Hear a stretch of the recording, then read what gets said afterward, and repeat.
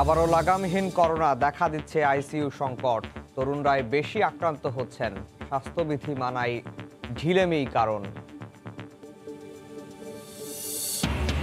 Bullet train বাস্তবায়নে আরও এক ধাপ এগুলো রেলওয়ে। অর্থ জোগাড় ও নির্মাণ সহায়তায় রাজি চীনা প্রতিষ্ঠান। যাচাই বাছাই শেষে আগামী বছর চূড়ান্ত কার্যক্রম শুরুর আশা। সৌদি আরবে চাকরি বদলাতে নিয়োগকর্তার অনুমতি লাগবে না আর। ৭০ বছর পুরোরও কাফালা প্রথা বিলুপ্তি। খুশি প্রবাসী শ্রমিকরা।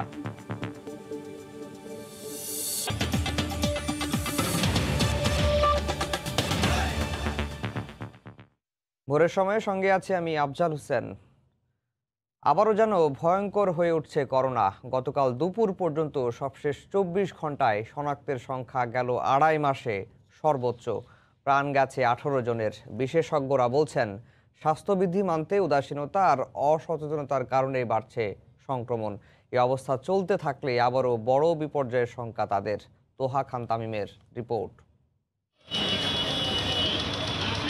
স্বাস্থ্যবিধি করোনাকালে সবচেয়ে পরিচিত একটি শব্দ। নিউ নর্মাল লাইফে এই স্বাস্থ্যবিধি মেনে চলার বিধি থাকলেও উদাসীনতা এখন চোখে পড়ছে সবখানে। মুখে মাস্ক, নিয়মিত হাত ধোয়া, নির্দিষ্ট দূরত্ব মানার কথা থাকলেও সব যেন ভুলতে বসেছে নগরবাসী। ভাটা পড়েছে নো মাস্ক নো সার্ভিস ব্যবস্থাতেও। কদিন আগেও বিপণী বিতান কিংবা রাস্তার মোড়ে মোড়ে যে বিশেষ ব্যবস্থা ছিল তা যেন মুখ থুবড়ে পড়ে আছে। ভাবখানা এমন যেন বিদায় নিয়েছে করোনা। সবাই যেমন ইচ্ছে আমরা চলতেছে, মাস্ক টাক্স ওনার পরে না। আগে তোর ভিতর দিয়ে মার্কেট ঢুকতে হলে ওর ভিতর দিয়ে আগে আসা লাগতো, কিন্তু এখন আপনার যেহেতু ওটা সাইড হয়ে গেছে বলে ওটার ভিতর দিকেও আসতে পারে। অথচ পরিসংখ্যান বলছে ভিন্ন কথা। গত ২৪ ঘন্টায় শনাক্ত হয়েছে ১১৫৯ জন, যা গেল ২.৫ মাসে সর্বোচ্চ। গত এক সপ্তাহের হিসাব ইঙ্গিত দিচ্ছে শঙ্কার। আইইডিসিআর বলছে গত ৭ দিনে ১.৫ গুণ হয়েছে সংক্রমণের সংখ্যা। এভাবে যদি প্রতি সপ্তাহে ১.৫ গুণ বাড়তে থাকে এবং পরপর ৪ সপ্তাহ বাড়তে থাকে, আমরা বলবো যে আমরা করোনা মহামারীর আরেকটা ঢেউতে প্রবেশ করেছি। এই মুহূর্তে স্বাস্থ্যবিধি মানার বিকল্প দেখছেন না বিশেষজ্ঞরা। তারা বলছেন আবারও হাত ধোয়া কিংবা মাস্ক ব্যবহার নিশ্চিত করতে হবে। বিনোদন কেন্দ্র যেগুলো কক্সবাজার, কুয়াকাটা বা অন্যান্য যেখানে রিসোর্ট আছে, লোকারণ্য, সভা সমাবেশ বা ইভেন ধর্মসভা, এগুলো আপনারা মানে আপাতত বাতিল করলেই কিন্তু ভালো হয় যতটুকু সম্ভব। সংক্রমণ যেখানে বেশি, ওই দেশ থেকে যারা আসে তারা তো ভাইরাস বহন করে আনে আমাদের দেশে আবার ছড়াই দিচ্ছে, এটাও কিন্তু ভয়। এই জন্য তাদের ব্যাপারেও একটু কঠোর নজরদারি থাকা দরকার। এছাড়া টিকাদান কর্মসূচিকে আরও ত্বরান্বিত করার আহ্বান তাদের। জনস হপকিন্স বিশ্ববিদ্যালয়ের তালিকায় করোনা শনাক্তে বিশ্বে বাংলাদেশের অবস্থান ৩৩তম, আর মৃতের সংখ্যার দিক থেকে রয়েছে ৩৯তম অবস্থানে।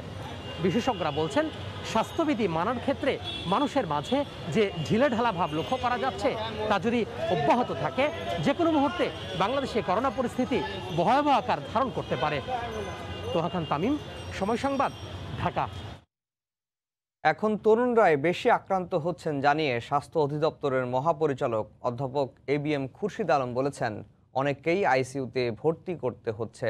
ইউরোপ আফ্রিকার নতুন ধরনের করোনার কারণে সংক্রমণ বাড়ছে কিনা তা জিনোম সিকোয়েন্সের মাধ্যমে খতিয়ে দেখা হচ্ছে বলেও জানান তিনি। গতকাল রাজধানীর টিবি হাসপাতালে ওয়ান স্টপ টিবি সেন্টারের উদ্বোধনী অনুষ্ঠানে তিনি কথা বলেন। আমার যেটা ধারণা যে সামনের দিকে আমরা হয়তো আরও একটা বড় বিপর্যয়ের মধ্যে পড়তে যাব যদি আমরা নিজেদেরকে এখনই নিবৃত না করি। এটা করতে হলে আপনার জেনোমিক সিকোয়েন্স যেভাবে করতে হবে, সেই জেনোমিক সিকোয়েন্স পর্যাপ্ত পরিমাণে করা হয়নি, কিছু করা হয়েছে এবং আমরা এখন চেষ্টা করছি যারা আইসিইউতে ভর্তি আছে তাদের স্ট্রেনটা নিয়ে জেনোমিক সিকোয়েন্স করার জন্য টু আইডেন্টিফাই দ্যাট ওয়ান। এদিকে বিশ্বের বিভিন্ন দেশেও করোনা পরিস্থিতির অবনতি হয়েছে। জার্মানিতে আবারও বাড়তে শুরু করেছে করোনায় আক্রান্তের সংখ্যা। গত ২৪ ঘন্টায় দেশটিতে মারা গেছেন ২০ জন। রাজধানী বার্লিন সহ অন্যান্য শহরে পুরোদমে চলছে টিকা কার্যক্রম।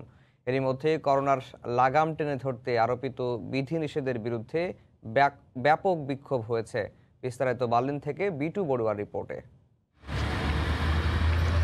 ছোট্ট একটা বিরতি দিয়ে জার্মানি সহ ইউরোপের অন্যান্য দেশে বাড়ছে করোনা সংক্রমণ। এরই মধ্যে গত ২৪ ঘন্টার ব্যবধানে শুধুমাত্র জার্মানিতেই আক্রান্তের সংখ্যা ১০,৫০০-এরও বেশি, আর মৃত্যুবরণ করেছে মাত্র ২১ জন। তবে এর মধ্যে টিকাদান কর্মসূচি অব্যাহত রেখেছে জার্মান স্বাস্থ্য মন্ত্রণালয়। গত ২৪ ঘন্টার ব্যবধানে এখন পর্যন্ত প্রায় ১.৫ লক্ষেরও বেশি মানুষকে করোনার টিকা প্রদান করা হয়েছে। তবে এরই মধ্যে অ্যাস্ট্রাজেনেকার টিকা জার্মানি সহ অন্যান্য দেশে অব্যাহত থাকলেও স্ক্যান্ডিনেভিয়ার কয়েকটি দেশ সহ আয়ারল্যান্ডে অ্যাস্ট্রাজেনেকা টিকা আপাতত নিষিদ্ধ ঘোষণা করেছে। জার্মান স্বাস্থ্য মন্ত্রণালয় বলছে আপাতত অ্যাস্ট্রাজেনেকা অব্যাহত আছে, কারণ এখন পর্যন্ত জার্মানিতে তেমন কোনো পার্শ্ব প্রতিক্রিয়া অ্যাস্ট্রাজেনেকা থেকে পাওয়া যায়নি। জার্মানিতে টিকা কার্যকারিতা চলছে, অনেকে টিকা পেয়েছে। যদি লকডাউন খুলে দেয় আর রেস্টুরেন্টগুলি খুলে দেয় তো আমাদের প্রবাসী বাংলাদেশিদের গতিবিধি আর একটু বাড়বে এবং আমাদের দেশের টাকা পয়সা পাঠানোর সুযোগ সুবিধা হবে। বার্লিন সহ জার্মানির অন্যান্য ছোটখাটো অঞ্চলে করোনা বিরোধী মিছিল হয়েছে। সেখানে মিছিল থেকে বলা হয়েছে জার্মান স্বাস্থ্যমন্ত্রী ইয়েন্স স্পান সহ জার্মান চ্যান্সেলর আঙ্গেলা ম্যার্কেল করোনার নামে মানুষের মুক্তি কেড়ে নিচ্ছে। জার্মান বিশেষজ্ঞরা বলছেন এই ধরনের করোনা বিরোধী মিছিল যদি এখনই বন্ধ করা না হয় তাহলে করোনার সংক্রমণ থেকে বাঁচা কোনোভাবেই সম্ভব না। জার্মানির বার্লিন থেকে বিটু বড়ুয়া, সময় সংবাদ। ফ্রান্সে উদ্বেগজনক হারে বাড়ছে করোনার সংক্রমণ। গেল 3 দিনে দেশটিতে আক্রান্ত হয়েছেন 80,000-এরও বেশি মানুষ। দেশটির 25% আইসিইউ এখন করোনা রোগীতে ভর্তি। আগের তুলনায় এ ধাপে এসে অনেক বেশি আক্রান্ত হচ্ছেন প্রবাসী বাংলাদেশিরা। বিস্তারিত প্যারিস থেকে লুৎফুর রহমান বাবুর রিপোর্টে। ফ্রান্সে আবারও উদ্বেগজনক হারে করোনার সংক্রমণ বেড়েছে। প্রতিদিনই আক্রান্ত হচ্ছেন অনেক মানুষ। দেশটিতে এখন পর্যন্ত আক্রান্ত হয়েছেন 40 লাখেরও বেশি মানুষ, আর মৃতের সংখ্যা ছাড়িয়েছে 90,000। প্রথম এবং দ্বিতীয় ধাপের তুলনায় এবারে ফ্রান্সের বাংলাদেশি কমিউনিটিতে অনেক বেশি মানুষজন আক্রান্ত হচ্ছেন। এমন পরিস্থিতিতে দেশটিতে বসবাসকারী সাধারণ মানুষজন রয়েছেন চরম উদ্বেগ আর উৎকণ্ঠার মধ্যে। তৃতীয় দফা করোনা ভাইরাসের সংক্রমণ আজকে এখন প্যারিসে একটা ভয়ঙ্কর পরিস্থিতির শিকার হয়েছে। প্যারিসবাসী ভীষণ রকম ভয়ঙ্কর অবস্থা বিরাজ করছে এবং আমরা সবাই আতঙ্কিত। বাঙালি কমিউনিটিতে ভীষণভাবে ছড়িয়ে পড়েছে এই ভাইরাসটি। বর্তমান অবস্থা যেটা দেখছি আগের থেকে এখন করোনা প্রাদুর্ভাব অনেকটাই বেশি। আমাদের কাজ হারিয়ে এখন বর্তমানে আমরা আসলে কাজহীন হয়ে পরে বসে আছি। এই যে গাড়ি আছে, কাজ নাই, কিছু নেই, কোনো প্যাসেঞ্জার নেই, রাস্তায় রাস্তায় মানে আমরা এভাবেই দিন কাটাচ্ছি। দেশটির হাসপাতালের 95% আইসিইউর আসন এখন করোনা রোগীতে ভর্তি রয়েছে। শুধুমাত্র ইল দো ফ্রান্স বিভাগেই আইসিইউর আসনে 1000-এরও বেশি রোগী ভর্তি রয়েছেন। এদিকে অ্যাস্ট্রাজেনেকার ভ্যাকসিন ইউরোপের অনেক দেশে বন্ধ করা হলেও ফ্রান্সে এর প্রয়োগ চলছে। ফ্রান্সে এখন পর্যন্ত 24 লাখেরও বেশি মানুষ প্রথম ডোজের ভ্যাকসিন নিয়েছেন, আর দ্বিতীয় ডোজের ভ্যাকসিন নিয়েছেন 9 লাখেরও বেশি মানুষ। ফ্রান্সে আবারও দিনে দিনে যেভাবে করোনার সংক্রমণ বাড়ছে তাতে আবারও আগের মতো করোনার সংক্রমণের কোনো সুনামি আসে কিনা সবার মনের মধ্যে সেই ভয় এখন কাজ করছে। মামুন বাবু, সময় সংবাদ, প্যারিস। তবে স্পেনের অবস্থা কিছুটা ভালো হওয়ায় স্পেন ফিরে পাচ্ছে তার আপন রূপ। সাধারণ মানুষের মধ্যে অনেকটাই স্বস্তি নেমে আসছে। পাশাপাশি লকডাউন কিছুটা শিথিল হওয়ায় রাস্তাঘাট, শপিং মল, রেস্তোরাঁ, বারগুলোতে বাড়ছে মানুষের ভিড়। স্পেন প্রতিনিধি সাইফুল আমিনের তথ্যচিত্রে রিপোর্ট। স্পেনে শীতের প্রকোপ কমে যাওয়ায় রৌদ্রোজ্জ্বল আবহাওয়ায় জনসমাগম বাড়ছে সব জায়গাতেই। মহামারী করোনার আতঙ্ক অনেকটাই কাটিয়ে উঠতে শুরু করেছেন তারা। চলতি মাসের শেষ শনিবার দিন 1 ঘন্টা বেড়ে সূর্যের আলো আরো প্রখর হবে। তখন মানুষজন আরো বেশি বেশি রাস্তায় বের হবেন, আর তার সাথে পর্যটকদের সংখ্যা বাড়বে বলেও আশা করছেন মাদ্রিদের ব্যবসায়ীরা। দীর্ঘ 1 বছর যাবত লকডাউন থাকার কারণে আমরা যারা এখানে ব্যবসায়ীরা রয়েছি তারা খুবই খারাপ অবস্থার মধ্যে দিয়ে যাচ্ছি। বর্তমানে লকডাউন শিথিল করার কারণে এবং শীতের প্রকোপ কিছুটা কমার কারণে ব্যবসায় কিছুটা উন্নতির দিকে।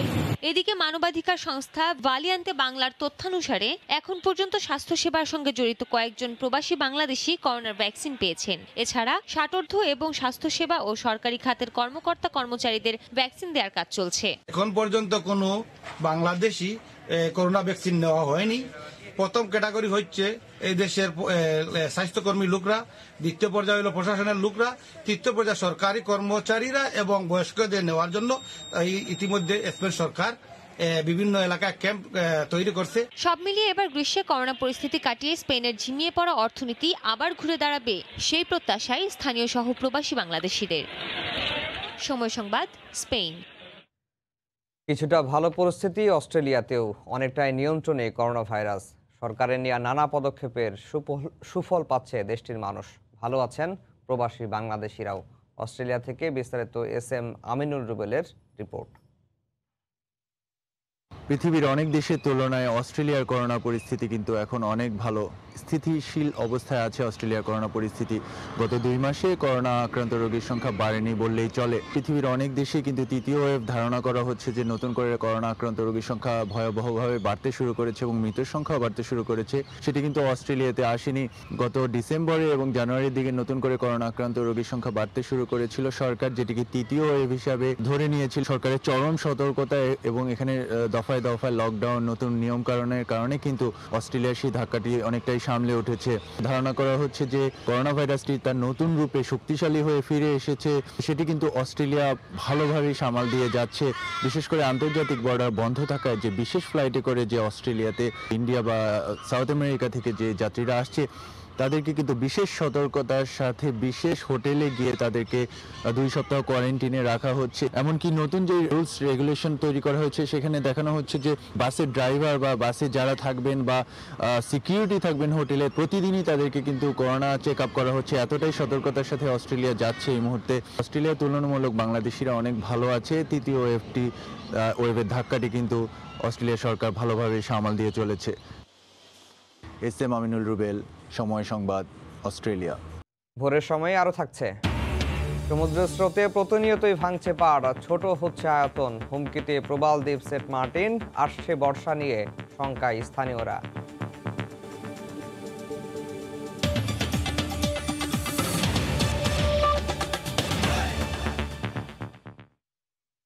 সত্তর বছরের পুরানো কাফালা প্রথা বিলুপ্ত করার মধ্য দিয়ে শ্রম আইনের ঐতিহাসিক সংস্কার করে নতুন যুগের সূচনা করল সৌদি আরব। এখন থেকে দেশটিতে অবস্থানরত বিদেশি শ্রমিকরা তাদের নিয়োগকর্তার অনুমতি ছাড়াই চাকরি পরিবর্তন করতে পারবেন। এতে খুশি প্রবাসী শ্রমিকরা। এ নিয়ে বিস্তারিত জানাচ্ছেন সহকর্মী আরিফুর রহমান। দীর্ঘ প্রতীক্ষা ও নানা জল্পনা কল্পনার শেষে সৌদি সরকারের পূর্ব ঘোষণা অনুযায়ী মার্চের 14 তারিখ থেকে দেশটির শ্রম আইনের সংস্কারের বাস্তবায়ন শুরু হয়েছে। নতুন এই সংস্কারের ফলে প্রবাসীদের জন্য ব্যাপক সুযোগ সুবিধা বাড়বে। এই সংস্কারের ফলে দেশটিতে কর্মসংস্থানের ক্ষেত্রে প্রবাসীরা তাদের পছন্দ অপছন্দের বিষয়গুলো নিয়ে নিজেরা সিদ্ধান্ত নিতে পারবেন বলে জানিয়েছে দেশটির গণমাধ্যম। সৌদি সরকারের যুগান্তকারী এ উদ্যোগের ফলে বিদেশি কর্মীরা চাকরি পরিবর্তন, নিয়োগকারীদের সম্মতি ছাড়া দেশ ত্যাগ, সরাসরি সরকারি চাকরিতে আবেদনের অনুমতি, কর্মসংস্থান চুক্তিগুলো ডিজিটালভাবে নথিভুক্ত হওয়া, প্রতিযোগিতামূলক এবং সুষ্ঠু কাজের পরিবেশ নিশ্চিত করা ও কর্মীদের রেসিডেন্সির মর্যাদা অর্জনে সহায়তা করবে বলে জানা যায়। স্থানীয় সময় গত রোববার থেকে কার্যকর হওয়া আইনের নতুন এ সংস্কারের ফলে লক্ষ লক্ষ অভিবাসী ও প্রবাসী শ্রমিকদের কর্মক্ষেত্রে স্বাধীনতার নতুন এক মাত্রা যুক্ত হয়েছে বলে মনে করছেন দেশটিতে বসবাসরত বাংলাদেশি প্রবাসীরা। প্রবাসীদের জীবনমান উন্নয়নের জন্য সৌদি গভর্নমেন্ট নতুন নতুন যে পরিকল্পনা নিয়েছে এগুলো যদি বাস্তবায়ন করতে পারে তাহলে এখানে সৌদি আরব যেমন আধুনিক উন্নত একটি রাষ্ট্রতে পরিণত হবে, পাশাপাশি এখানে প্রবাসীরাও এই মানবিক যে বিষয়গুলো এবং তারাও এই সৌদি আরবের উন্নয়নের সাথে সাথে তারাও নিজেদের জীবনমান উন্নত করতে পারবে। অনেক লোক মা বাপ মারা যায়, হঠাৎ করে দেশে যেতে পারে না। এখন অনলাইনে যে অপশনের মাধ্যমে যে কোনো সময় কপিলের প্রয়োজন নাই, ইমিডিয়েটলি যাইতে পারবে। আমাদের কপিলের প্রবলেম, হরুপের প্রবলেম, দেশে যাওয়ার প্রবলেম, একটা লোক মারা গেলে বিভিন্ন রকম ঝামেলা, আগামী দিনগুলিতে এই আইনটা প্রয়োগ হলে অনেকটা শিথিল হয়ে যাবে এবং আমাদের অনেক উপকারে আসবে। সৌদিতে প্রবাসীদের কর্মস্থলে কর্মচারী ও নিয়োগকর্তার উভয়ের অধিকার রক্ষা করা এবং পুনরায় প্রবেশের ভিসার অনুমতির বিষয়েও নিশ্চয়তা দেবে নতুন এ সংস্কার। আরিফুর রহমান, সময় সংবাদ, সৌদি আরব। ভারতের সাথে দ্বিপাক্ষিক বাণিজ্য বাড়াতে নিজস্ব অর্থায়নে দ্রুত গতির পরিবহন অবকাঠামো উন্নয়নের পক্ষে যোগাযোগ বিশেষজ্ঞরা। তাদের মতে ঋণ নির্ভর প্রকল্পে অর্থ ছাড় এবং বাস্তবায়ন জটিলতায় কাঙ্ক্ষিত সুফল মিলছে না। অর্থনীতিবিদরা বলছেন অশুল্ক বাধাগুলো কার্যকরভাবে চিহ্নিত করতে না পারাও বাংলাদেশের বাণিজ্য ঘাটতির অন্যতম কারণ। এ অবস্থায় ভারতের সাথে অগ্রাধিকারমূলক বাণিজ্য চুক্তি পিটিএর ওপর জোর দিয়েছেন তারা। হরিপদ সাহার রিপোর্ট। বাংলাদেশের তিন দিকে ভারত, এমন সুবিধাজনক ভৌগোলিক অবস্থান বাংলাদেশের বাণিজ্য সম্প্রসারণের অপার সম্ভাবনার জানান দেয়। তবে বাস্তবতা হলো 130 কোটি জনসংখ্যার ভারতের বাজারে হাতে গোনা কয়েকটি ছাড়া বাংলাদেশের প্রায় সব পণ্যে শুল্কমুক্ত সুবিধার পরও রপ্তানি $100 কোটি নিচে, যেখানে বার্ষিক দ্বিপাক্ষিক বাণিজ্যের পরিমাণ 700 থেকে 800 কোটি। বিশ্বব্যাংকের এক প্রতিবেদন বলছে, দুদেশের মধ্যে নিরবচ্ছিন্ন পরিবহন ব্যবস্থা চালু করতে পারলে বাণিজ্য বাড়বে। এতে বাংলাদেশের জাতীয় আয়ও বাড়তে পারে 17% পর্যন্ত। রপ্তানি বাড়াতে বন্দরের আধুনিকায়নের পাশাপাশি অশুল্ক বাধা দূর করার গুরুত্ব তুলে ধরছেন বিশ্লেষকরা। আমরা প্রতিবন্ধকতাগুলোর কথা বলি যে নন ট্যারিফ ব্যারিয়ার অনেক আছে, কিন্তু এগুলো কিন্তু খুব ওয়েল ডকুমেন্টেড না, এবং সেটার পেছনে যথেষ্ট তথ্য প্রমাণ আমাদের হাতে তেমন করে নেই। এই ডকুমেন্টেড না থাকার কারণে কিন্তু আমরা অনেকখানি পিছিয়ে পড়ি। এক দেশের ট্রাক আরেক দেশে যাবে, এর ছাড়পত্রকরণটা ওই বর্ডারে প্রযুক্তি নির্ভর করা, যাতে করে পোর্টের বাইরে আমি এই প্রক্রিয়াগুলি শেষ করে ফেলবো, পোর্টে আসলে আমি কাগজপত্র দেখাবো, নন স্টপ চলে যাব। পরিবহন ও যোগাযোগ অবকাঠামো উন্নয়ন সহ বিভিন্ন প্রকল্পে বাংলাদেশকে 3টি লাইন অফ ক্রেডিটে প্রায় $800 কোটি ঋণ দেওয়ার কথা থাকলেও গত প্রায় 10 বছরে ভারত অর্থ ছাড় করেছে 100 কোটিরও নিচে। এছাড়া ভারত থেকে নির্মাণ সামগ্রী কেনা সহ রয়েছে ঋণের নানা শর্ত। এই অবকাঠামোগুলি নিজেরাই করা উচিত, করলে পরে যেই কন্ট্রোলটা থাকে, যেই দ্রুত গতিতে করা যায় এবং যেই কন্ডিশনে আমাদেরকে অনেক সময় কম্প্রোমাইজ করে ফেলতে হয়, সেগুলি থাকবে না। পিটি এটা করলে আমাদের দুর্বলতাগুলো কি আছে, আমাদের কোথায় কোথায় ইনস্টিটিউশনাল রিফর্ম দরকার, ইনভেস্টমেন্ট প্যাকেজটা কিরকম হবে, এই বিষয়গুলো ডিটারমাইন করতে পারলে তখন কিন্তু ভারত বাংলাদেশে ইনভেস্ট করার জন্য আগ্রহী থাকতো। বাণিজ্য সহায়ক অবকাঠামো উন্নত করে ভৌগোলিক সুবিধা কাজে লাগাতে পারলে 2041 সালের লক্ষ্যমাত্রা অনুযায়ী বাংলাদেশ এই অঞ্চলের অর্থনৈতিক কেন্দ্র হয়ে উঠবে বলে মনে করেন বিশ্লেষকরা। হরিপদ সাহা, সময় সংবাদ, ঢাকা। রংপুরের বেগম রোকেয়া বিশ্ববিদ্যালয়ের উপাচার্য প্রফেসর ডক্টর নাজমুল হাসান কলিমুল্লার বিরুদ্ধে 150-রও বেশি অভিযোগ তদন্ত করেছে বিশ্ববিদ্যালয় মঞ্জুরি কমিশন ইউজিসি। রোববার বেলা 12টা থেকে টানা রাত 10টা পর্যন্ত 7 শিক্ষক কর্মকর্তা সহ 30 জনের সাক্ষ্য গ্রহণ করেন তারা। তবে বরাবরের মতোই এ দিনটিতেও অনুপস্থিত ছিলেন অভিযুক্ত উপাচার্য। রতন সরকারের রিপোর্ট, ছবি তুলেছেন তারিকুল ইসলাম। অধ্যাপক ডক্টর বিশ্বজিৎ চন্দ্রের নেতৃত্বে রোববার রাত 10টায় প্রশাসনিক ভবন থেকে বের হয়ে আসেন ইউজিসির তদন্ত দলের সদস্যরা। টানা 10 ঘন্টা ধরে উপাচার্য কলিমুল্লার বিরুদ্ধে অভিযোগকারী 7 শিক্ষক কর্মকর্তা কর্মচারী ছাড়াও বেশ কয়েকজন প্রশাসনিক কর্মকর্তা ও শিক্ষকদের জিজ্ঞাসাবাদ করে তদন্ত কমিটি। সাক্ষ্য প্রমাণ গ্রহণ করলাম, আরও ডকুমেন্ট, আগেও তো ডকুমেন্ট নেওয়া হয়েছে, এই আজকে সাক্ষ্য প্রমাণের ভিত্তিতে যদি আবার দরকার হয় আরও ডকুমেন্ট আমরা কালেক্ট করব, করে তারপর রিপোর্ট দেওয়া হবে। তবে বরাবরের মতো এদিনও উপস্থিত ছিলেন না অভিযুক্ত ভিসি ডক্টর নাজমুল হাসান কলিমুল্লাহ। শত শত অভিযোগ যার বিরুদ্ধে, সে অনুপস্থিত থেকে এটি আবারও প্রমাণ করলো যে রাষ্ট্রপতির দেওয়া যে নির্দেশনা সেটিকে বৃদ্ধাঙ্গুল দেখিয়ে তিনি দিনের পর দিন ঢাকায় অবস্থান করে। ইউজিসির তদন্ত কমিটির সামনে আজকে আমরা সর্বমোট 111টি অভিযোগ উত্থাপন করেছি, এবং শুধু অভিযোগই নয়, এই অভিযোগের সপক্ষে যে প্রামাণ্য দলিল সেগুলো আমরা উপস্থাপন করেছি। এক ভিসি আসেন, আরেক ভিসি যান, তাদের স্বার্থ উদ্ধার করেন, এক ভিসির পক্ষে বিপক্ষে নিয়ে বিভিন্ন কথা হয়, কিন্তু আমার কাছে মনে হয় আমরা শিক্ষার্থীরা সবসময় অবহেলিত। এদিন দেখা যায়নি প্রভিসি শরীফা সালোয়ার ডিনা সহ ভিসি পন্থীদের। রতন সরকার, সময় সংবাদ, রংপুর। সংবিধান লঙ্ঘন এবং বঙ্গবন্ধু হত্যার সঙ্গে যাদেরই সংশ্লিষ্টতা পাওয়া যাবে তাদের খেতাব বাতিলের সিদ্ধান্তে নীতিগতভাবে একমত জাতীয় মুক্তিযোদ্ধা কাউন্সিল জামুকা। এমনটি জানিয়েছেন মুক্তিযোদ্ধা কাউন্সিলের সদস্য শাহজাহান খান। তিনি বলেন, বঙ্গবন্ধুর আত্মস্বীকৃত খুনিদের খুঁজে বের করতে একটি তদন্ত কমিটি গঠন করা হয়েছে। সেই কমিটি মুক্তিযুদ্ধের সময় জিয়াউর রহমানের কর্মকাণ্ড পর্যালোচনা করবেন। পর্যালোচনার মধ্যে ছিল যে জিয়াউর রহমান কী কী ঘটনাগুলো করছে, এগুলো পর্যালোচনা করা হয়েছে, এবং এটার সিদ্ধান্ত হয়েছে খেতাব বাতিলের বিষয়টি না, শুধু আমরা প্রকৃত ইতিহাসটাকে জাতির সামনে তুলে ধরতে চাই। জিয়াউর রহমানের মুক্তিযুদ্ধে অবদান আছে বিশাল, এটাকে আবেগ দিয়ে আমি বিচার করব না, আমি বিচার করব ঘটনা দিয়ে। ভোরের সময় আরও থাকছে। তামাক আবাদ নিরুৎসাহিত, ভোজ্য তেলের আমদানি নির্ভরতা কমাতে নীলফামারীতে সূর্যমুখী ফুলের চাষ, কম খরচে বেশি লাভের সম্ভাবনা।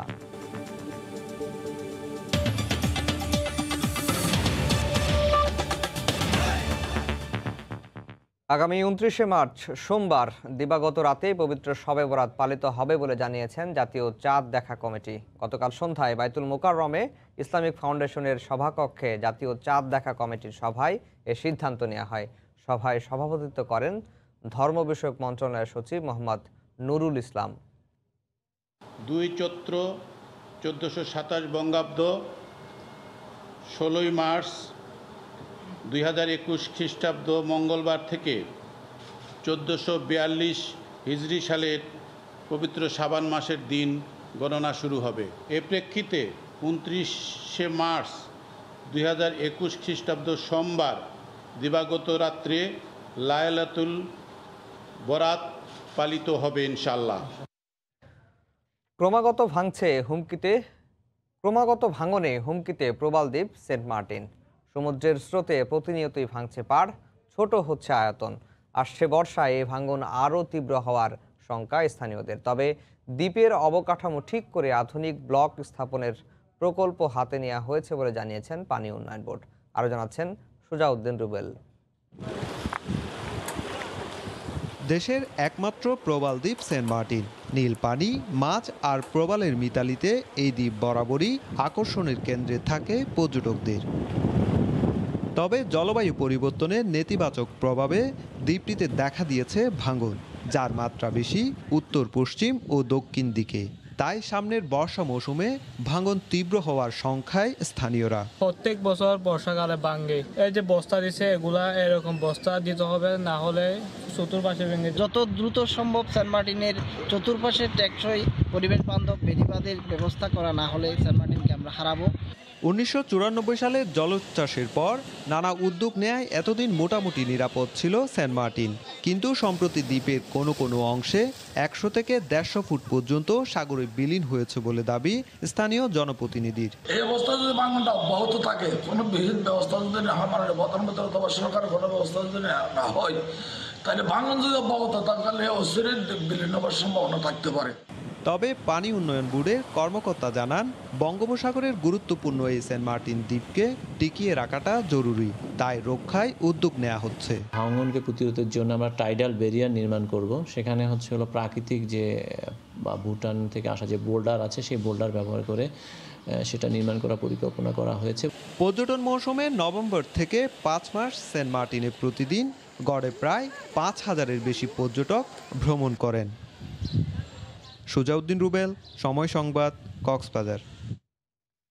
দিনব্যাপী নানা কর্মসূচির মধ্য দিয়ে গতকাল দেশের বিভিন্ন স্থানে পালন করা হলো আন্তর্জাতিক নদী কৃত্য দিবস। তথ্যচিত্র প্রদর্শনী, আলোচনা সভা ও সাংস্কৃতিক অনুষ্ঠানের মধ্য দিয়ে মানব সভ্যতা ও বিকাশে নদীর গুরুত্ব তুলে ধরেন বিভিন্ন সংগঠন। জেলা প্রতিনিধির পাঠানো তথ্য ছবি নিয়ে রিপোর্ট। সভা ও তথ্যচিত্র প্রদর্শনীর মধ্য দিয়ে নদীর গুরুত্ব তুলে ধরা হয়। পরে অনুষ্ঠিত হয় গান কবিতার আসর।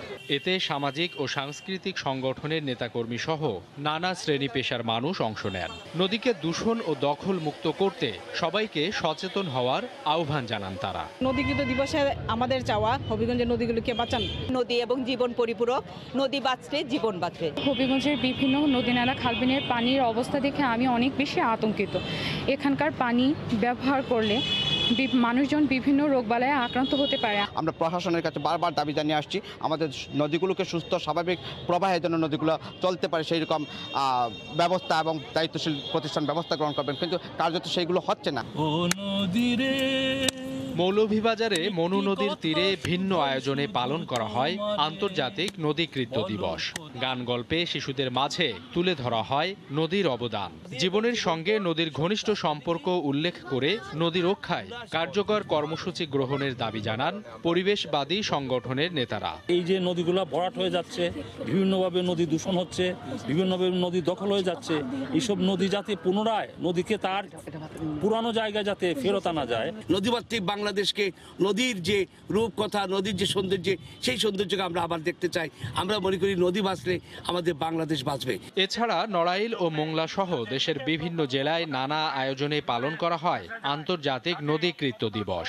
অনুষ্ঠানে নদীর দূষণ ও দখল রুখতে সবাইকে সচেতন হওয়ার আহ্বান জানানো হয়।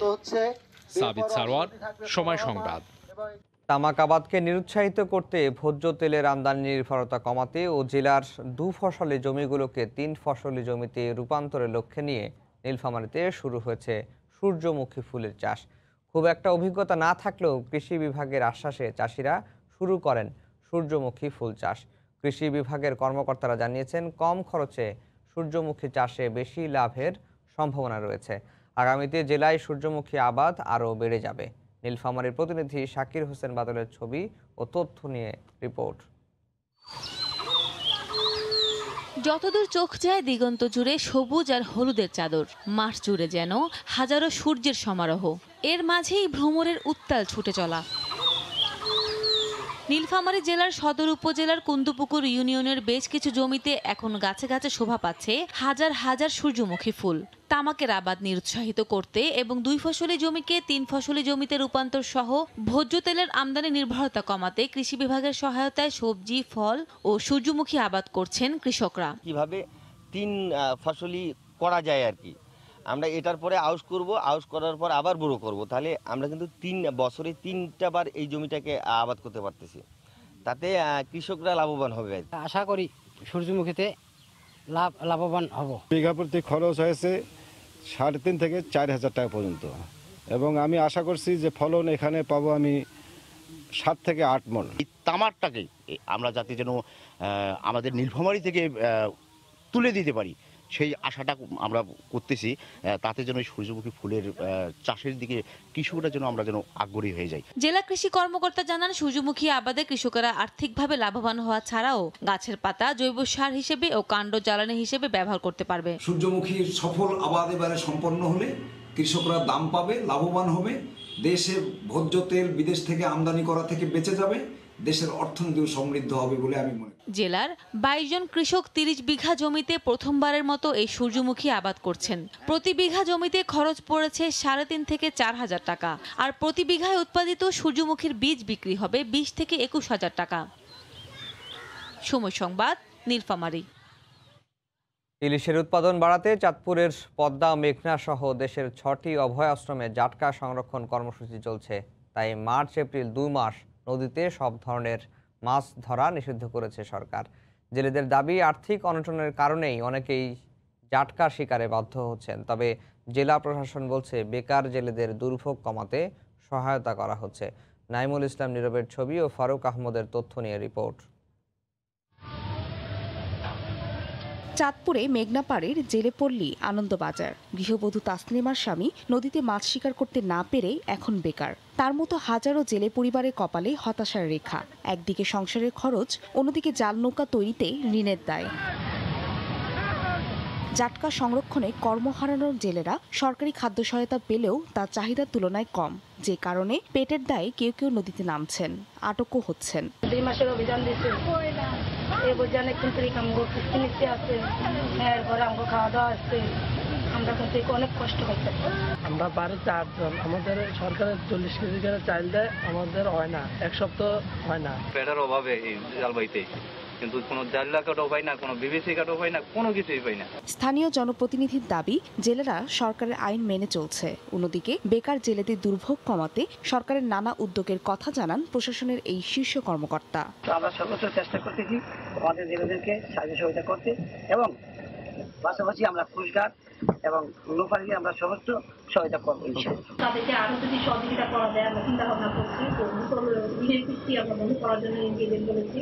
এছাড়া বিকল্প কর্মসংস্থান সৃষ্টি করা যায় কিনা আমরা পরিশ্রমভাবে প্রান্তিক জেলে যারা আছেন খুবই দরিদ্র তাদের নিয়ে আমরা গবেষণা করছি। চাঁদপুরে জাটকা সংরক্ষণে গত 2 সপ্তাহে প্রশাসন, মৎস্য বিভাগ এবং আইন শৃঙ্খলা রক্ষা বাহিনীর অভিযানে 30 লাখ মিটার কারেন্ট জাল, 1800 কেজি জাটকা এবং ইঞ্জিন চালিত 25টি মাছ ধরার নৌকা জব্দ করা হয়েছে।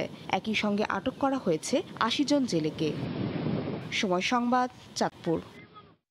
কাতারে সবজি মার্কেটের একটি দোকানের মালিকের অনুপস্থিতিতে বাংলাদেশি 2 কোটি 10 লাখ টাকা আত্মসাৎ করে দেশে পালিয়ে গেছেন মাসুদ নামে এক প্রবাসী। এতে দোকান মালিকের মামলায় বিপাকে পড়েছেন ওই দোকানে কর্মরত আরও 3 বাংলাদেশি কর্মী। এদিকে কুমিল্লা পুলিশ সুপারকে চিঠি দিয়ে মাসুদের বিরুদ্ধে আইনগত ব্যবস্থা গ্রহণের অনুরোধ জানিয়েছে কাতার বাংলাদেশ দূতাবাস। কাতার প্রতিনিধি আনোয়ার হোসেন মামুনের তথ্য ছবি নিয়ে রিপোর্ট। কাতারে সেলিয়া সেন্ট্রাল সবজি মার্কেটের ওমানি নাগরিকের মালিকানাধীন একটি ব্যবসা প্রতিষ্ঠান থেকে বাংলাদেশি 2 কোটি 10 লাখ টাকা আত্মসাতের অভিযোগ উঠেছে মাসুদ নামের এক প্রবাসী বাংলাদেশির বিরুদ্ধে।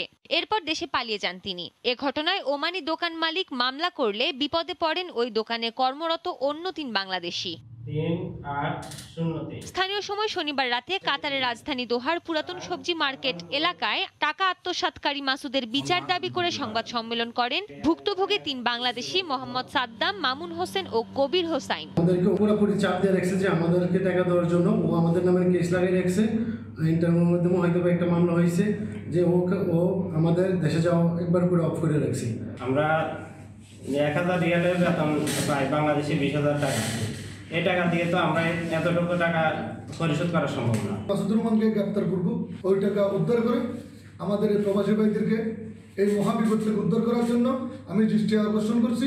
অর্থ আত্মসাৎ করে দেশে পালিয়ে যাওয়ায় মাসুদুর রহমান মাসুদকে গ্রেফতারে বাংলাদেশ সরকারের সহযোগিতা কামনা করেছে কাতারের বাংলাদেশ দূতাবাস। এদিকে মাসুদকে দ্রুত আইনের আওতায় এনে দৃষ্টান্তমূলক শাস্তি দেওয়ার আহ্বান জানিয়েছেন কমিউনিটি নেতারাও।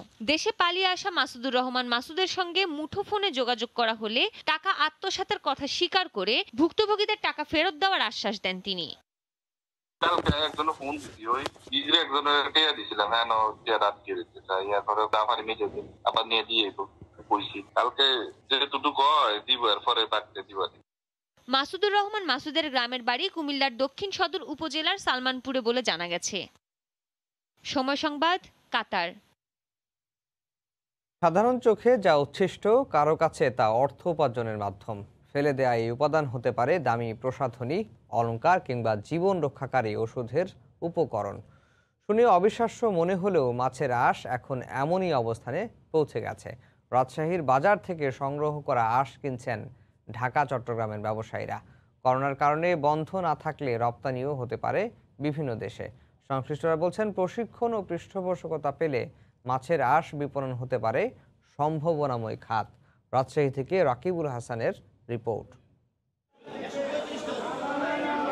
রাজশাহী নগরীর মাস্টারপাড়া মাছ বাজার দেখে বেছে কান টিপেই মাছ কিনছেন ক্রেতারা। বিনে পয়সায় সে মাছের আঁশ তুলে পরিষ্কার করছেন যুবক নুর ইসলাম। স্বেচ্ছাশ্রম নয়, বিনিময়ে নিচ্ছেন ফেলে দেয়া মাছের আঁশ। আমরা এই মাছগুলো নিজে নিজে ছিলে কিছু আঁশ সংগ্রহ করি, আবার কিছু 20-25টা দোকান থেকে আমরা সারা মাল দিয়ে আমরা কুড়িয়ে নিই। আঁশ সংগ্রহ শেষে তা থেকে মাছের কাঁটা, পরপাখনা ও পচনশীল দ্রব্য বেছে নেয়া, এরপর পানিতে ধুয়ে রোদে শুকালেই সংরক্ষণ প্রক্রিয়া শেষ।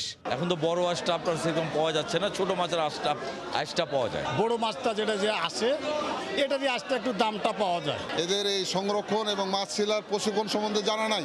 আঁশ দিয়ে মাছ মুরগির খাবার, নারীর গহনা, ওষুধের কাভার তৈরি সহ বিভিন্ন প্রয়োজনে তা কিনছেন ঢাকা চট্টগ্রামের মহাজনেরা। বিভিন্ন রকমের জিনিস দিয়ে এগুলাকে আপনার ওই ফিট তৈরি করে শুকিয়ে আমাদের কাছে বিক্রি করে, তাদের জন্য একটা বাড়তি আয়। সর্বটা পরিষ্কার হয়, নোংরা টোংরা সঙ্গে করে পয়রা ধুয়ে ধুয়ে দেয়। আর সম্ভাবনাময় এই খাতের পরিসর বাড়িয়ে উন্নত ব্যবস্থা গ্রহণের আশ্বাস মৎস্য কর্মকর্তার। খুব তাড়াতাড়ি এই পরিসরটা বড় করে তাদের সবাইকে নিয়ে বসে হাতে কলমে প্রশিক্ষণ দিয়ে এই সিস্টেমটাকে আরও ইমপ্রুভ করতে পারব। প্রতি মাসে মাছ ব্যবসায়ীদের প্রতিজন 2 থেকে প্রায় 2.5 মণ আঁশ সংগ্রহ করতে পারেন। পাইকাররা তা মানভেদে কেনেন প্রতিমণ 1600 থেকে 4000 টাকা দরে। রাকিবুল হাসান, সময় সংবাদ, রাজশাহী। যারা দেশের টাকা চুরি করে দেশেই বিনিয়োগ করে তাদেরকে দেশপ্রেমিক চোর আখ্যা দিলেন শিল্পমন্ত্রী নুরুল মজিদ মাহমুদ হুমায়ুন। তিনি বলেন, নারী শ্রমিকদের শ্রম শুষে নিয়ে গার্মেন্টস মালিকরা ধনী হয়েছেন, বিদেশে অর্থ পাচার করেছেন। গতকাল সকালে আগারগাঁওয়ে মুজিব বর্ষে নারী উদ্যোক্তাদের অগ্রগতি ও চ্যালেঞ্জ বিষয়ে সেমিনারে এসব কথা বলেন তিনি। আর শিল্প প্রতিমন্ত্রী বলেন, শ্রমিক ইউনিয়নের অরাজকতায় অনেক সরকারি শিল্প প্রতিষ্ঠান বন্ধ হয়ে গেছে।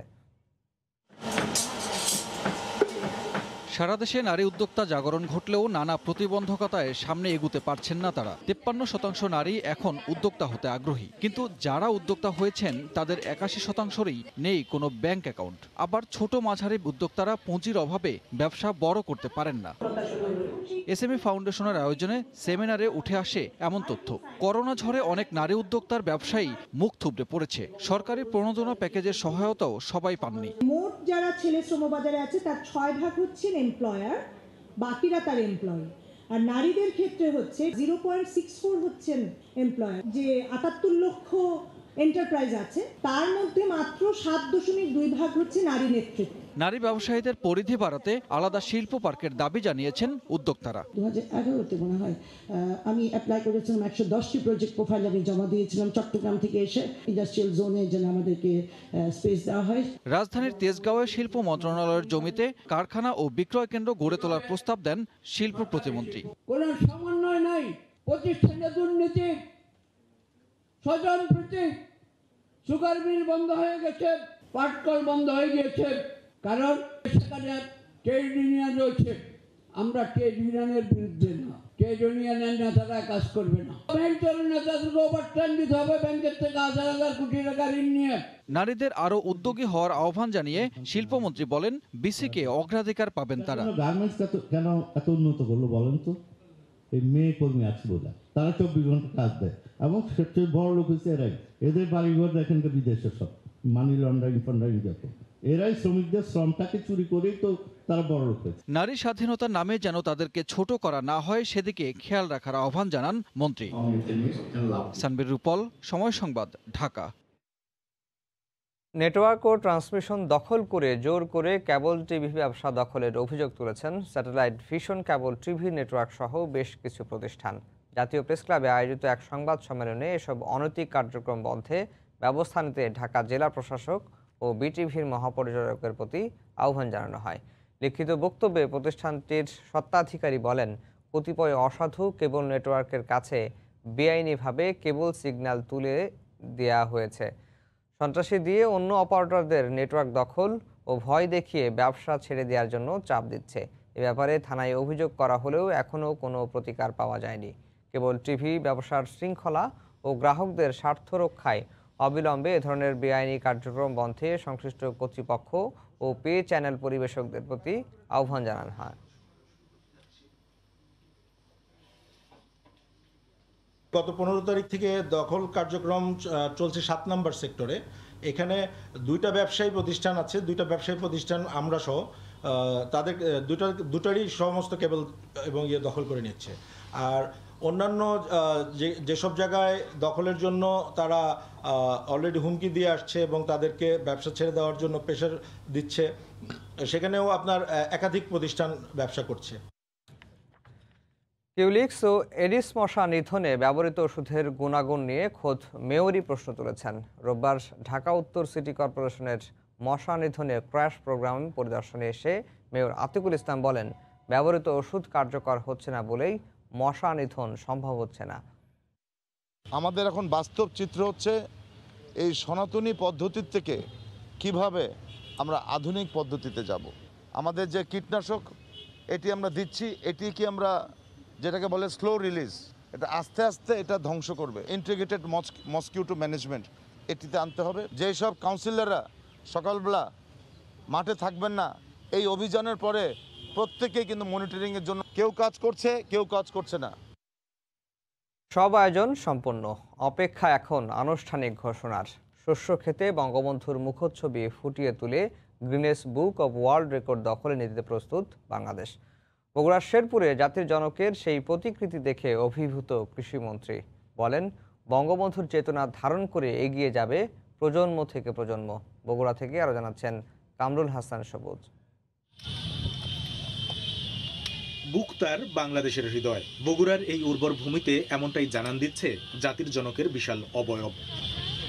1,19,430 বর্গমিটার জমিনে ফুটিয়ে তোলা হয়েছে বঙ্গবন্ধুর প্রতিকৃতি। এজন্য বাংলাদেশি গবেষণা সংস্থা ন্যাশনাল এগ্রিকেয়ারের সবুজ রঙের ধানের জাত জনকরাজের পাশে রোপণ করা হয়েছে চীন থেকে আনা বেগুনি রঙের F1 জাতের ধানের চারা, যাদের নিবিড় পরিচর্যায় একটু একটু করে রেকর্ড দখলের দিকে বাংলাদেশ। সেই ন্যাশনাল এগ্রিকেয়ার বলছে, এখন অপেক্ষা শুধুই আনুষ্ঠানিক ঘোষণার। একদল মানুষের সৃজনশীলতা এবং শ্রম রয়েছে। আমরা এই শস্যচিত্রের মধ্য দিয়ে কৃষি এবং কৃষক এর ভালোবাসার মানুষ বঙ্গবন্ধুকে আরেকভাবে আমাদের মধ্যে উপস্থাপন করতে পারলাম। ইতিহাসের অংশ হতে পেরে আনন্দিত স্থানীয়রা। বঙ্গবন্ধু ধান করার জন্য বইলার জন্যই আমি দিয়ে দিছি, দেওয়াতে আমি আনন্দ। এমন দৃশ্য দেখতে এসে কৃষিমন্ত্রী বললেন, এভাবেই বাংলাদেশ এগিয়ে যাবে দুর্বার গতিতে। বৈজ্ঞানিক কৃষি যেটি বঙ্গবন্ধু বারবার বলেছেন, সেই আধুনিক কৃষি শিক্ষা দেওয়ার জন্য বগুড়ায় যদি একটি কৃষি বিশ্ববিদ্যালয় হয়, আমি মনে করি সেটি অত্যন্ত দেশের উপকারে আসবে। মাত্র 2টি ধানের জাতি দিয়ে ফুটিয়ে তোলা হয়েছে বঙ্গবন্ধুর প্রতিকৃতি। শস্যচিত্রে একজন মানুষের এত বড় প্রতিকৃতি এর আগে দেখেনি বিশ্ব। তাই এখন অপেক্ষা সেই ঘোষণার। লার্জেস্ট ক্রপ ফিল্ড মোজাইক ক্যাটাগরিতে গিনিস রেকর্ডে জায়গা করে নিল বঙ্গবন্ধু ও তার বাংলাদেশ। কামরুল হাসান সবুজ, সময় সংবাদ, বগুড়া। ঘরোয়া ক্রিকেটারদের অপেক্ষার অবসান হলো। সব জল্পনা কল্পনা শেষে 6 মে মাঠে গড়াবে ঢাকা প্রিমিয়ার লিগ। সময় স্বল্পতার কারণে খেলা হবে টি20 ফরম্যাটে, জানিয়েছেন সিসিডিএম এর চেয়ারম্যান কাজী এনাম আহমেদ। তবে ক্লাবগুলোর অনুরোধে চুক্তির তুলনায় কিছুটা কম পারিশ্রমিক পাবে ক্রিকেটাররা। এদিকে খেলোয়াড়দের পারিশ্রমিক 20% বেশি না কমাতে বিসিবিকে অনুরোধ জানিয়েছে কোয়াপ। 5 দিনের ব্যবধানে দ্বিতীয়বার গণমাধ্যমের সামনে সিসিডিএম চেয়ারম্যান আগের দিন বলেছিলেন মে জুনে হতে পারে ঢাকা প্রিমিয়ার লিগ। এরপর বিভিন্ন সূত্রে জানা যায় মের প্রথম সপ্তাহেই শুরু হতে পারে আসর। সে গুঞ্জনই হয়েছে সত্যি। মে মাসের 6 তারিখে সেই সময় আমরা লিগটা শুরু করতে পারবো।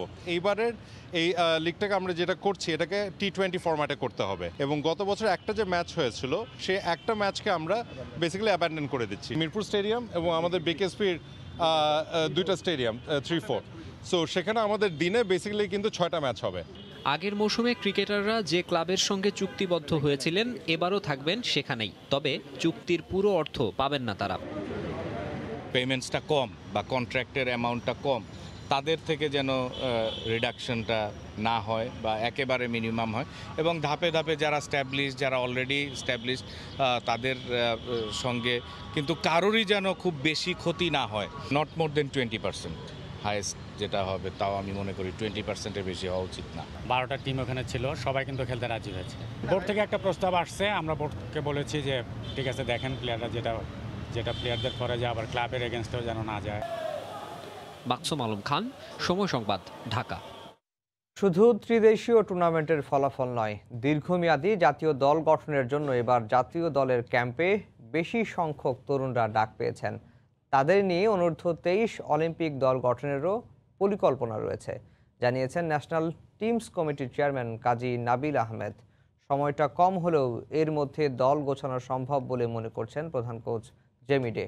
স্বাগতিক নেপাল আর শক্তিশালী কিরগিজস্তান প্রতিপক্ষ হওয়ায় টুর্নামেন্টটি চ্যালেঞ্জিং হবে বলেও মনে করেন এই ইংলিশ। দীর্ঘদিন পর জাতীয় দলের ক্যাম্প, একদিন যেতেই পরিবর্তন হলো স্থান। এবার রাখা হলো একটি 5 তারকা হোটেলে। জানা গেছে সুযোগ সুবিধার অভাবে বাধ্য হয়েই হোটেল পরিবর্তন করতে হয়েছে। লম্বা সময় পর এক ছাদের নিচে সবাই। ক্লাব ফুটবলে প্রতিপক্ষ হলেও এখন এক হয়ে লড়বেন দেশের জন্য। তাই ক্যাম্পের দ্বিতীয় দিনটা ফুটবলাররা কাটিয়েছেন নিজেদের মতো। গল্প আর আড্ডায় সময় উপভোগ করেছেন সোহেল বিপ্লুরা। ফুটবলারদের সুযোগ সুবিধা পর্যবেক্ষণে টিম হোটেলে হাজির ন্যাশনাল টিমস কমিটির চেয়ারম্যানও। কথা বলেছেন কোচের সাথেও। বেশ কিছু নতুন তরুণ উদীয়মান প্লেয়ার যারা লিগে ইতিমধ্যে খুব ভালো খেলা খেলছে, তাদেরকে আমরা যেন সুযোগ করে দিতে পারি। তারা যদি মাঠে তাদেরকে তুলে ধরতে পারে তাহলে সামনে আমাদের আরও বড় বড় যে খেলাগুলো আসবে, এএফসি ওয়ার্ল্ড কাপ কোয়ালিফাইং, এরপরে আমাদের আন্ডার-23 একটা বড় খেলা আসবে, এইসব খেলাগুলোতে আমরা তাহলে আরও ভালো রেজাল্ট পাবো। এ দলটা তারুণ্যে ভরা। প্রিমিয়ার লিগে প্রমাণ দিয়ে নজর কেড়েছেন। জেমির চোখে নেপালে শুধু ট্রফি জয় নয়, জুনে বিশ্বকাপ বাছাইয়ের জন্য দলটাকে পরখ করে নিতে চান। তবে প্রতিপক্ষ কিরগিজস্তানকে নিয়ে চিন্তিত কোচ। তার মতে শক্ত প্রতিপক্ষের বিপক্ষে খেললে অভিজ্ঞতা বাড়বে ফুটবলারদের। কোচ হিসেবে আমি নিশ্চয় চাইবো শিরোপা জিততে, তবে একটা ট্রফি জয় শেষ কথা নয়। আমাদের লক্ষ্য সামনে বিশ্বকাপ বাছাই পর্বের ম্যাচ জুনে, যা কাতারে হবে, যেখানে যাওয়ার আগে ছেলেদের পরখ করে নিতে চাই। আর নেপাল স্বাগতিক, কিরগিজস্তানের শক্তি সম্পর্কে আমরা সবাই জানি। টুর্নামেন্টটি চ্যালেঞ্জিং হবে।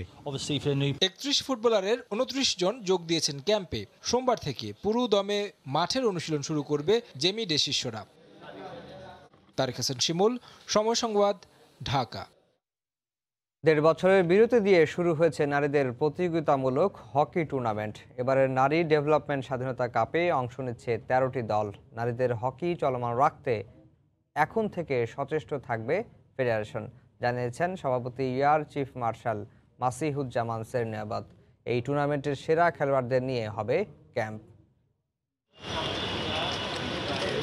এমন দৃশ্য শেষবার দেখা গিয়েছিল বছর দেড়েক আগে। মেয়েরা হকি স্টিক হাতে নীলাভ টার্ফে ঝড় তুলছেন। তাদের উৎসাহ দিতে চলে এলেন হকি ফেডারেশনের সভাপতি ও বিমান বাহিনীর প্রধান। করোনার জন্য মেয়েদের হকির যে অচল অবস্থা ছিল তা কাটল এই স্বাধীনতা কাপ হকি টুর্নামেন্টের মধ্য দিয়ে। টুর্নামেন্টের উদ্বোধন হয় নড়াইল ও যশোর জেলার ম্যাচের মধ্য দিয়ে। দীর্ঘদিন পর প্রতিযোগিতামূলক টুর্নামেন্ট খেলতে পেরে দারুণ উচ্ছ্বসিত বাংলার জয়িতারা। আমরা জয়পুরহাট থেকে খেলতে আসছি, আর এখানে খেলতে আসি আমাদের খুব ভালো লাগতেছে। স্কুলের ফিজিক্যাল টিচারের কাছে আমরা খেলা শিখছি, ওইখান থেকে খেলতে খেলতে আমরা আজকে এই পর্যায়ে আসছি। আমাদের প্র্যাকটিস দীর্ঘ 1.5 থেকে 2 বছরের মতো হচ্ছে, তো আমরা অনেক ভালো ফিলিংস করতেছি প্র্যাকটিসটা নিয়ে। আমরা যে ঢাকায় চান্স পাইছি, খেলার জন্য চান্স পাইছি, আমরা অনেক গর্বিত করতেছি। নারীদের হকি চলমান রাখতে এখন থেকে সচেষ্ট থাকার আশ্বাস ফেডারেশনের। আগেরবার যারা বের হয়ে আসছিল তারা কিন্তু বিকেএসপিতে চলে গিয়েছেন, অনেক যারা ভালো করেছেন আর কি। তো আমাদেরও আমরা মেয়েদেরকে নিব, এবং আপনারা জানেন এদের মধ্যে থেকে যে টিম গঠন হবে তারা আবার বাইরে গিয়ে ভালো খেলতে পারবে বলে আমরা আশা রাখি। বিকেএফএসতে যাবে, তারপরে আন্তর্জাতিক খেলবে, এভাবে আস্তে আস্তে এগোবে। এখান থেকে যে কন্টিনিউয়াস যে প্রত্যেক দিনই খেলবে তা না, এরপর থেকে ডেভেলপমেন্ট ক্যাম্প হবে, তারপরে তারা অন্যান্য খেলাতে অংশগ্রহণ করবেন, এভাবে একটার পর একটা চলবে। মেয়েদের জাতীয় দলের ক্যাম্প বন্ধ 2019 থেকে, কবে খুলবে তার কোনো সুনির্দিষ্ট দিনক্ষণ নেই। তবে আশার কথা বললেন ফেডারেশনের সহসভাপতি। জাতীয় দলে যারা খেলতো তাদের মানে ম্যাক্সিমামদেরকে বিকেএসপি কিন্তু অ্যাডমিশন করে নিয়েছে, এবং পাশাপাশি প্রত্যেকটা জেলা থেকে 1-2টা মেয়ে যারা ভালো পজিশনে ছিল, ভালো খেলতো, তাদেরকেও বিকেএসপি ভর্তি করে নিয়েছে। 13 দলের অংশগ্রহণে অনুষ্ঠিত হচ্ছে এবারের নারী ডেভেলপমেন্ট স্বাধীনতা কাপ। মেহেদী নাই, সময় সংবাদ, ঢাকা। বাংলাদেশ গেমসের খবর। নবম বাংলাদেশ গেমসকে সামনে রেখে সাঁতারুদের সার্বিক প্রস্তুতি নিয়ে সন্তুষ্ট না হলেও পদকের জন্য খেলোয়াড়দের টাইমিংয়ের উপর গুরুত্ব দেবে, এমনটাই বিশ্বাস সাঁতার ফেডারেশনের সাধারণ সম্পাদক এমবি সাইফের।